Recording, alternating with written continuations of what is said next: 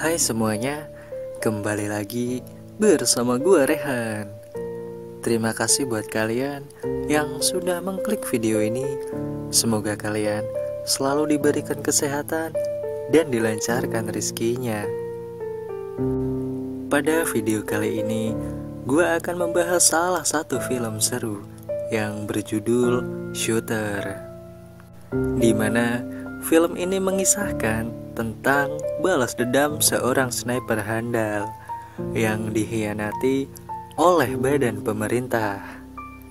Dan tak perlu berlama-lama lagi, berikut adalah alur filmnya.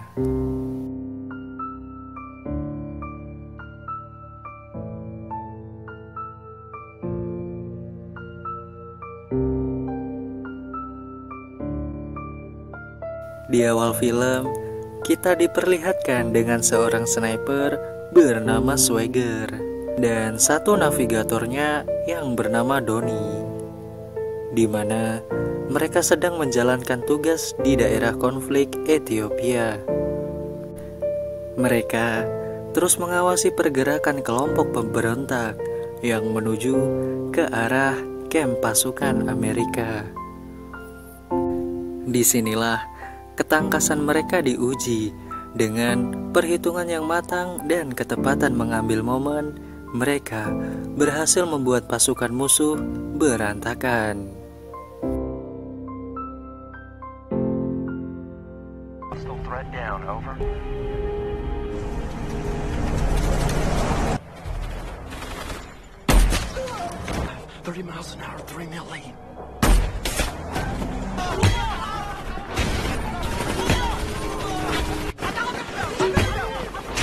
Entah apa yang terjadi, tiba-tiba pusat komando memutuskan sambungan radio mereka dan menganulir keberhasilan Swagger dan Donnie. Swagger pun semakin heran ketika sebuah helikopter datang secara tiba-tiba. Padahal pihak intelijen tak mengonfirmasi apapun terkait skema penyerangan lewat udara. Dan helikopter itu menghujani mereka dengan rentetan tembakan. Perlawanan yang tak seimbang itu mengakibatkan Donnie, sahabat sekaligus navigator yang selalu setia menemani perjuangannya, tewas di tempat. Hal tersebut memancing kemarahan Swagger, dan dia berhasil menembak jatuh heli tersebut.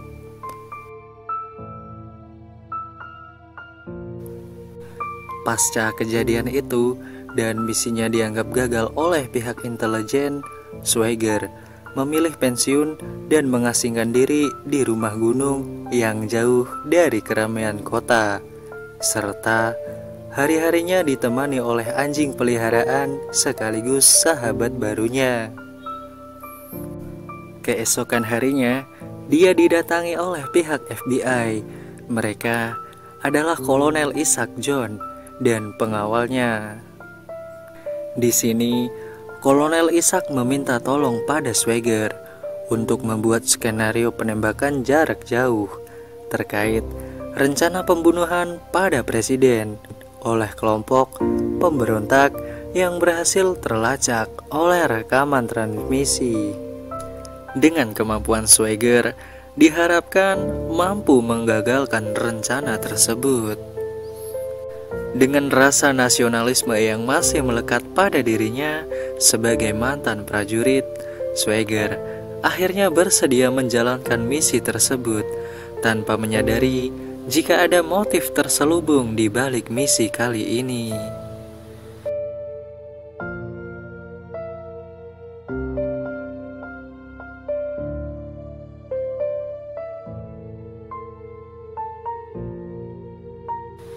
Singkat cerita, Swagger mulai menyurvei dan mengamati 3 titik penting di Amerika, yaitu Maryland, Philadelphia, dan Washington DC. Mulai dari kamera pengintai, kecepatan angin, dan kelembapan suhu, hingga jarak tembak tak luput dari perhatian Swagger. Bahkan, Swagger juga menentukan kapan dan di mana penembakan pemberontak itu akan terjadi di 3 titik tersebut. Maka, Swagger memilih Philadelphia adalah titik yang memungkinkan penembakan itu akan terjadi.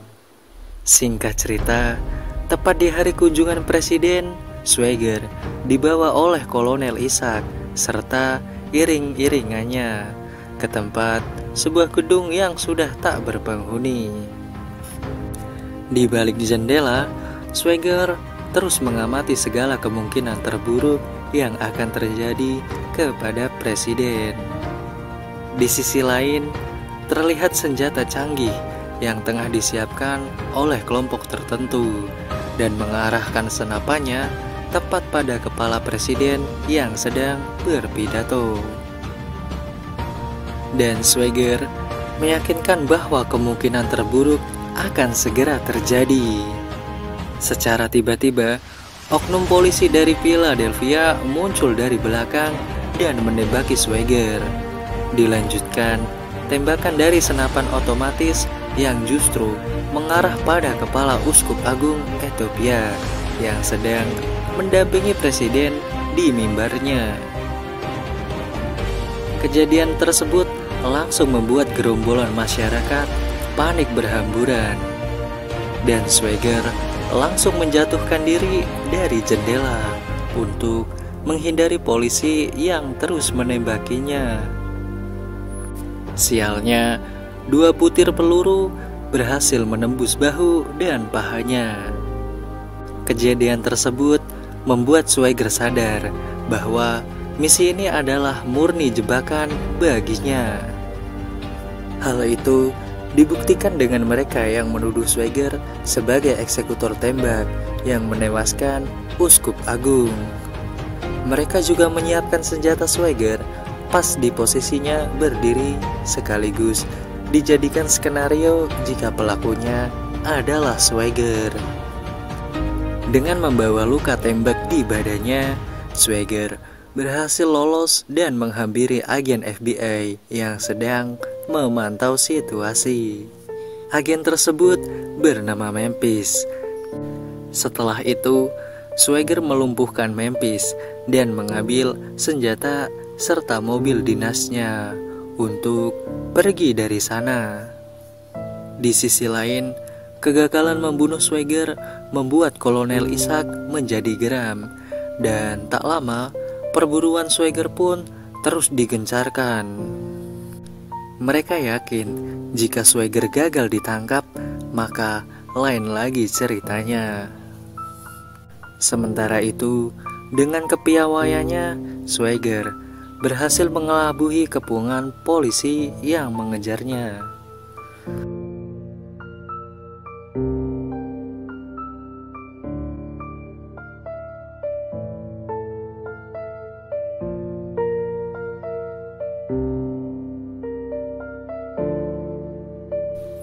Singkat cerita, pelariannya berakhir di rumah mantan istri Donnie Van.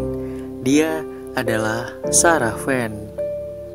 Pada awalnya, Sarah meragukan Swagger akibat isu yang diberitakan tentang Swagger akhir-akhir ini. Swagger menjelaskan bahwa sekelompok orang telah menjebaknya, hingga akhirnya Sarah pun mau menerima Swagger dan bersedia merawat luka tembaknya.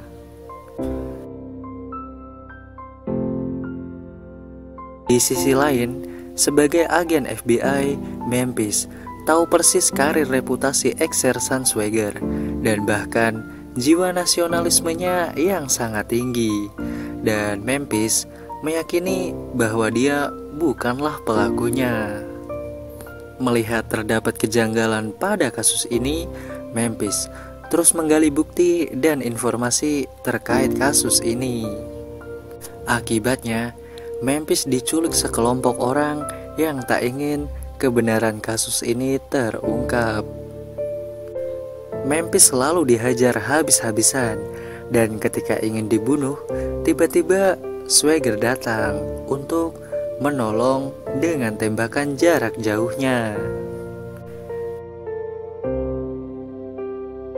Di sini Memphis memutuskan untuk bergabung dengan Swagger demi mengungkap kejahatan berbalut konspirasi di tubuh FBI. Dengan bergabungnya Memphis pada Swagger mengisyaratkan bahwa pertempuran babak baru telah dimulai. Kolonel Isaac kini semakin resah dan mengupayakan segala cara untuk memancing Swagger keluar dari persembunyiannya, termasuk menculik Sarah sahabatnya untuk dijadikan sandera. Tujuannya hanya satu, yaitu membunuh Swagger. Paginya, Swagger ditemani Memphis pergi ke seorang ahli senjata balistik terbaik yang tinggal di tempat terpencil. Tak disebutkan namanya, namun kemampuan si kakek ini membawa titik terang dalam rangka mengungkap siapa tokoh pelaku di balik penembakan Uskup Agung. Berdasarkan data yang diungkapkan si kakek bahwa pelakunya adalah Mikhail Zerobiak, seorang sniper bayaran yang sekarang kondisinya sudah lumpuh. Singkat cerita, mereka telah tiba di Virginia, menyusul informasi bahwa Mikhail sengaja ditempatkan di sana untuk memancing kedatangan Swagger.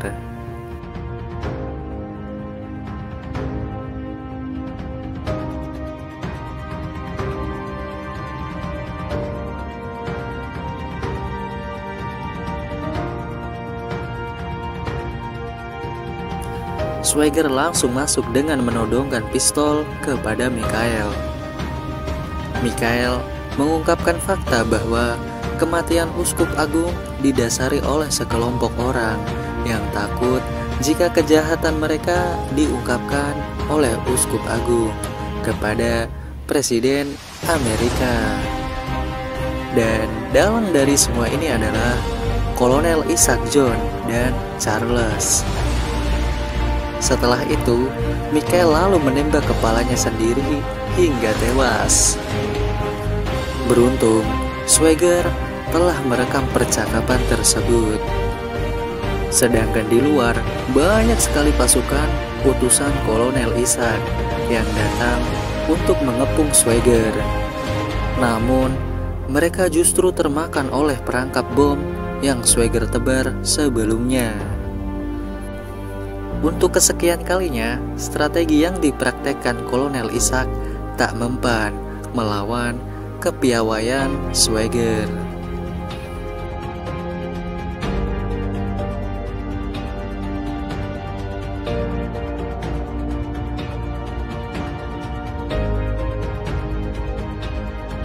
Hingga akhirnya, Kolonel Isaac terpaksa harus menerima kesepakatan yang ditawarkan Swagger.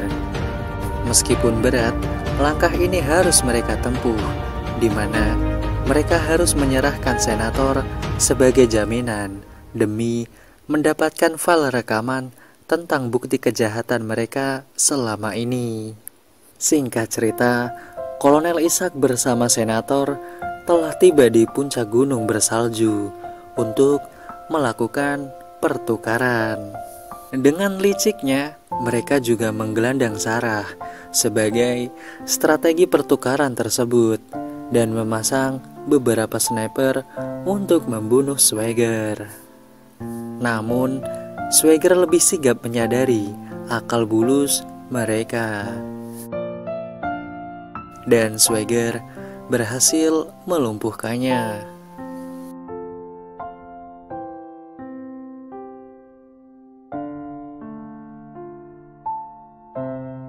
Tak diduga, dengan tembakan maut Swagger berhasil memutus pergelangan tangan pengawal yang menyandra Sarah sahabatnya. Sementara itu, sang senator berlagak baik untuk membujuk Swagger agar mau bergabung bersamanya. Dan dengan tegas, Swagger menolaknya dan menyinggung kejahatan di Ethiopia 3 tahun lalu yang menewaskan Doni, sahabat karibnya. Hal itu cukup menjadi tamparan keras bagi senator. Tak diduga, sebuah helikopter FBI tiba-tiba datang untuk menangkap Swagger.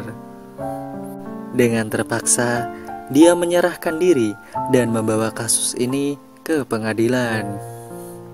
Di hadapan hakim, Swagger menjelaskan bahwa semua yang dituduhkan kepadanya tidaklah benar dan murni jebakan bagi dirinya. Bahkan, bukti senjata miliknya yang dijadikan skenario penembakan saat itu sedang dalam posisi tidak digunakan dan tidak sebarang orang bisa menggunakannya.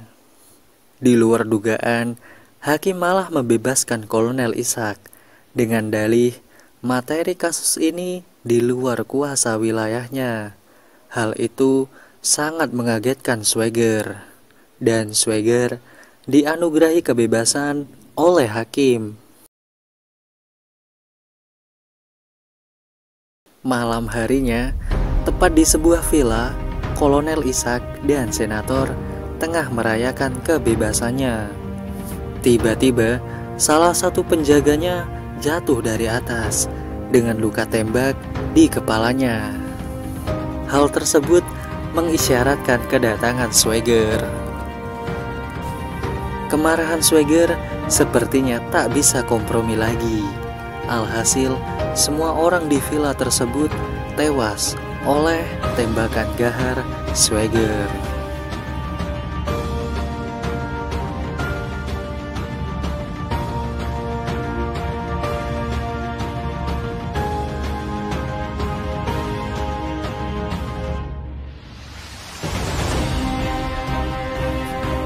Swagger lalu meledakkan tempat itu untuk menghilangkan barang bukti. Sementara itu, Swagger langsung menghampiri Sarah yang sedang menunggu di mobilnya. Dan film pun selesai. Sekian pembahasan film kali ini. Jangan lupa like, subscribe, serta komen jika kalian suka dengan channel ini. Gua Rehan pamit undur diri. Sampai jumpa di video selanjutnya.